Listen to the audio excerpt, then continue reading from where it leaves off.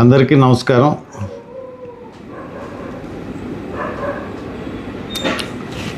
నిన్న ఈవేళ ఈ రోజున అన్ని పత్రికల్లో కూడా హిందూ మతంలోంచి క్రైస్తవ మతంలోకి మారితే వాళ్ళ ఎస్సీ స్టేటస్ పోతుందని చెప్పి పెట్టడం జరిగింది. ప్రతి చోట కొంచెం ఇది వేసుకుంటాం గమ్ముని ఇది రాదు. ఇది కొత్తగా వచ్చిన తీర్పు కాదు. ఇది ఏదో అన్ని పత్రికల్లో హెడ్లైన్స్ వేసేసారు. హెడ్లైన్స్ వేసేసి ఇది రాజ్యాంగంలో ఉన్నది. రాజ్యాంగంలోనే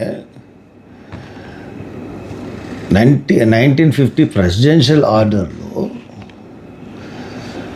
హిందూ మతంలో ఉన్న షెడ్యూల్ కాస్ట్ పీపుల్ సిక్ మతంలో కానీ బౌద్ధ మతంలోకి కానీ మారితే వాళ్ళు ఎస్సీ స్టేటస్ పోతుందని చెప్పేసి రాజ్యాంగంలో ఉన్నది.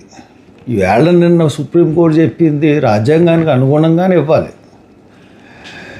కానీ ఈ మధ్య సుప్రీంకోర్టు రాజ్యాంగాన్ని అతిక్రమించి తీర్పులు ఇస్తూ ఉన్నది. ఫర్ ఎగ్జాంపుల్ వర్గీకరణ. రాజ్యాంగంలో ఒక ఎస్సీ అంటే ఇది స్టేటుకి సెంట్రల్కి సంబంధించింది కాబట్టి ఒక కులాన్ని కానీ లేదంటే కలపాలన్నా తీసివేయాలన్నా సుప్రీంకోర్టుకి అధికారం లేదు. అలాగే ప్రెసిడెంట్ ఆఫ్ ఇండియాకి అధికారం లేదు. అది దాంట్లో ఏం మార్పులు చేయాలన్నా కానీ ఎస్సీ కులంలో షెడ్యూల్ కాస్ట్లో ఏమన్నా మార్పులు చేయాలంటే 3/4 మెజారిటీ ఆఫ్ పార్లమెంట్ అమెండ్ చేసి దాని తర్వాతే అది చెల్లుతుందని ఇచ్చారు. ఈ వర్గీకరణ అన్నది చెల్లదు. ఒక బలవంతంగా ఓట్ల గురించి చేసిన ప్రక్రియ అది. అందు గురించి ఆ ఓట్ల గురించి చేసింది కాబట్టే అది ఎప్పటికన్నా సరే ఈ గవర్నమెంట్ మారిన తర్వాత అంటే వ్యవస్థలు మోడీ చెప్పినట్టుగా వింటున్నాయి అనడానికి ఇదొక సాక్ష్యం. వర్గీకరణ, ఆ వర్గీకరణ గురించి పోరాడిన లీడర్కి పద్మశ్రీ అవార్డు ఇచ్చారు. అంటే ఆ వర్గాన్ని వాళ్ళ వైపు తిప్పుకోవాలని. కానీ అది అసాధ్యం. కారణం ఏంటంటే ఆ వర్గంలో అంతా క్రైస్తవులు ఉన్నారు. మెజారిటీ క్రైస్తవులు. కాబట్టి ఈ క్రైస్తవులు అన్న వాళ్ళు ఎవరు కూడా బీజేపీకి చస్తే ఓటేయరు. చంద్రబాబు నాయుడు పగటకల్లకు అంటున్నాడు కాబట్టి అతనికి కూడా ఓటేయరు బీజేపీతో ఉన్నంతకాలం. ఇప్పుడు నేను చెప్పేది ఏంటంటే ఇప్పుడు మీరు అందరూ తెగ సంకల్ప గుద్దేసుకున్నారు. కానీ రంగనాథ్ మిశ్రా కమిటీ వేసింది కాంగ్రెస్ గవర్నమెంట్. రంగనాథ్ మిశ్రా కమిటీ ఏం చెప్తా ఉంది? మతం మారినంతలో కులం మారదు. మతం మారిపోతే కులం మారిపోదు. ఈ రోజున ఎస్సీ ప్యాట్లోనూ ఉన్నవాడు కులం మార్చుకుంటే, అది మతం మార్చుకుంటే వాడిని ఏమన్నా అన్నంలో ఎక్కిచ్చేస్తారా? ఆడికి ఓసీ ప్యాట్లో ఏమన్నా స్థలం ఇస్తారా? ఆడికి ఏమన్నా ఈ కులం మారడం వల్ల వాడికి వచ్చే బెనిఫిట్ ఉంటుందా? ఈ మతం మారడం వల్ల ఏం లేదు కదా. అది ఒక వర్గం యొక్క ప్రాథమిక హక్కుని డినై చేయడం. ప్రాథమిక హక్కులు అంటే మనం నచ్చిన దేవుణ్ణి మనం పూజించుకుంటాం. అది ప్రాథమిక హక్కు. ఒక ప్రాథమిక హక్కుని డినై చేయడం.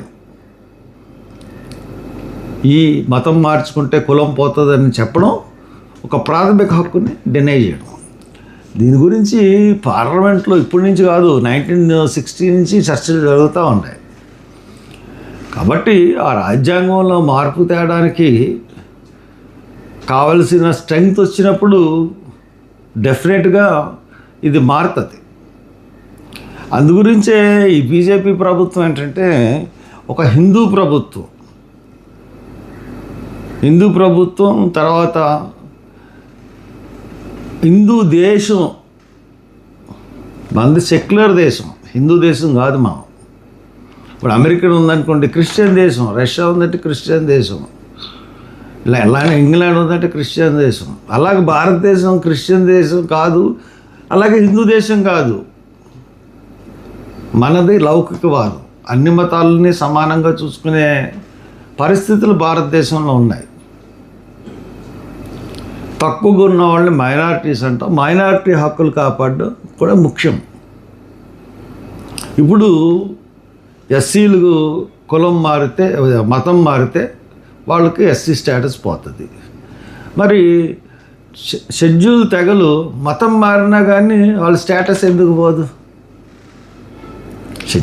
షెడ్యూల్ ట్రైబ్స్ ముస్లిం మతంలోకి వెళ్ళినా, క్రైస్తవ మతంలోకి వెళ్ళినా మరి అక్కడ వాళ్ళ స్టేటస్ ఏం మారదు కదా. మరి తెగల, మన షెడ్యూల్ తెగల్లో కూడా బోళ్ళు కులాలు ఉన్నాయి, చాలా కులాలు ఉన్నాయి. ఆ కులాలు మరి క్రైస్తవ మతంలోకి వాళ్ళు వెళ్ళినా కానీ మరి ఎందుకు మారదు? దీనికి సమాధానం చెప్పడానికి పార్లమెంట్ దగ్గర ఆన్సర్ లేదు, గవర్నమెంట్ ఆఫ్ ఇండియా దగ్గర కూడా ఆన్సర్ లేదు, ప్రెసిడెంట్ ఆఫ్ ఇండియా దగ్గర ఆన్సర్ లేదు, సుప్రీంకోర్టు దగ్గర ఆన్సర్ లేదు. అంటే ఒక వర్గం ప్రజలు మతం మారితే వాళ్ళ స్టేటస్ వాళ్ళకి వర్తిస్తుంది, ఎస్టీ వాళ్ళకి. అలాగే ఎస్సీ వాళ్ళు ఒక మతంలోకి మారితే వాళ్ళ స్టేటస్ పోతుంది. What is this? కాబట్టి ఇది రాజ్యాంగపరంగా మార్చాల్సింది తప్పితే ఒక సమాన హక్కులు దేశంలో భారతీయులందరికీ సమాన హక్కు ఇచ్చినట్టు కాదు, ఒక ప్రాథమిక హక్కుని డినై చేస్తున్నట్టు. కాబట్టి ఆ వైపు మనం కృషి చేయాలి. ఏ మతంలో ఉన్నా కానీ, ఏ కులంలో పుట్టినోడు ఆ కులంలోనే ఉంటాడు. క్రైస్తవ మతంలో మారినంత మాత్రం అతని స్టేటస్ ఏం మారిపోదు. కాబట్టి అతన్ని మాల కులంలో కానీ మాది కులంలో కానీ ఉంచాలి. ఆ డిమాండ్ వైపు మనం పోరాటం చేయాలి.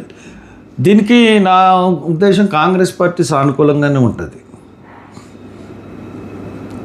నేను చెప్తా ఉన్నాను, కాంగ్రెస్ పార్టీ చాలా సానుకూలం. మాకు మీరు సానుకూలంగా ఉంటే మీరు ఎందుకు చేయలేదు, 10 సంవత్సరాలు గవర్నమెంట్లో ఉన్నారు కదా అని మీరు అడగవచ్చు. అప్పుడు మేము, మాది సింగిల్ మెజారిటీ పార్టీ కాదు బీజేపీ లాగా, alliance party, UPA alliance, united progressive alliance. So that మేము ఆ రోజున చేయలేపాం. రంగనాథ్ మిశ్రా కమిటీ టేబుల్ అయినప్పుడు కూడా దీని గురించి చర్చ వచ్చింది. రంగనాథ్ మిశ్రా కమిటీ చేశాడు. ముస్లింలోకి వెళ్ళినా కానీ, క్రైస్తవంలోకి వెళ్ళినా కానీ వాళ్ళ పరిస్థితుల్లో మార్పు ఉండదు. కాబట్టి అది వాళ్ళ స్టేటస్ని అలాగే ఉంచాలని చెప్పాడు supreme court, high court, supreme court chief justice చేసిన రంగనాథ్ మిశ్రా. సో దట్ దీని గురించి మనం పోరాటం చేయాలి. పోరాటం చేసి పార్లమెంట్లో మనకు మెజారిటీ వచ్చినంతకాలం కూడా ఇది అలాగే ఉంటుంది. లేదంటే సుప్రీంకోర్టు దీని మీద ఒక నిర్ణయం తీసుకోవాలి. ఇదేదో ఒక కేసులో చెప్పిన నిర్ణయం తప్పితే అలా కేసులో చాలా నిర్ణయాలు వస్తూ ఉంటాయి. ఇదే సుప్రీంకోర్టు కొన్ని కేసుల్లో వేరుగా చెప్పిన పరిస్థితులు కూడా ఉన్నాయి. కాబట్టి దీన్ని మనం డిబేట్ చేయాలి. Thank you.